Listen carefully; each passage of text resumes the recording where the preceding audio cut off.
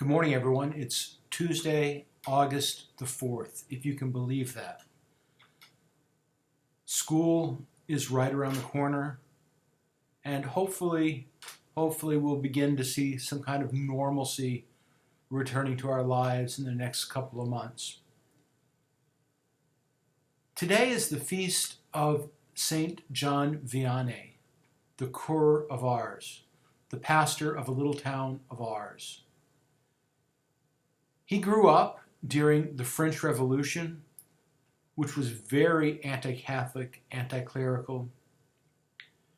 And it was only after Napoleon Bonaparte signed the Concordat that the church was able to publicly worship again in France. In fact, he received his first communion clandestinely in a farmhouse at the age of 13.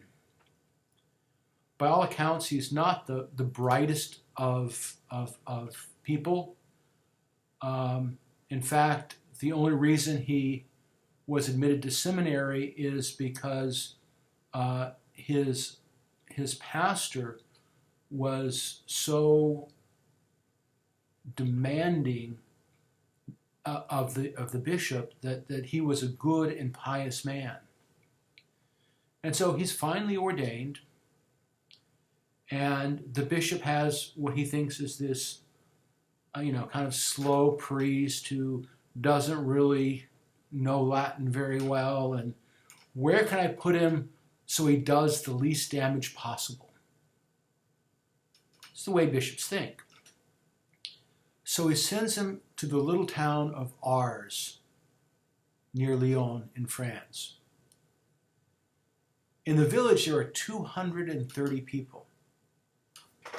What harm can this guy possibly do in the little village of Ars?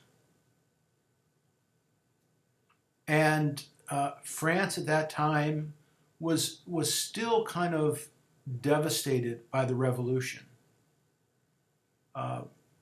Religious instruction had been absent. People had slipped into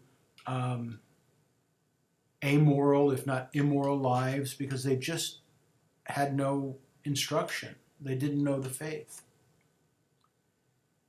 And by his preaching and quiet example, he slowly changed the attitudes of the villagers of Ars. And by all reports, he would spend between 10 and 15 or 16 hours a day in the confessional. And this began to draw people first from the surrounding villages and towns, then from the cities, and eventually from all over Europe, and in fact the world. People would go to this little town of Ars, and by the end of his life, almost 20,000 people a year would visit this little village. Now remember, this is in the late 18th century, so that's amazing. And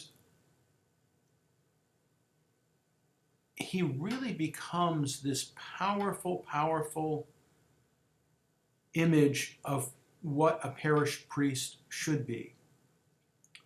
In fact, I don't know if it's still true, but it was true when I was ordained. He was the only diocesan priest who was canonized without being martyred. I don't know if that says something bad about diocesan priest, or if it says something about the power of the religious orders to promote their own candidates. I think more of the second than the first. Although, I know very few priests who can live up to that great example.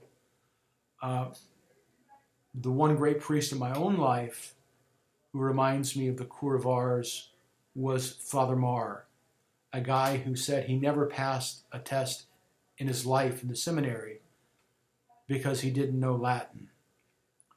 But he had a quiet wisdom and a holiness that was apparent to everybody. And such was the case with the cure of ours, St. John Vianney. So let us pray for his intercession today. Please pray for all our diocesan priests, that they may follow his great example, and may we all live that kind of simple piety that keeps us close to Christ. God bless you.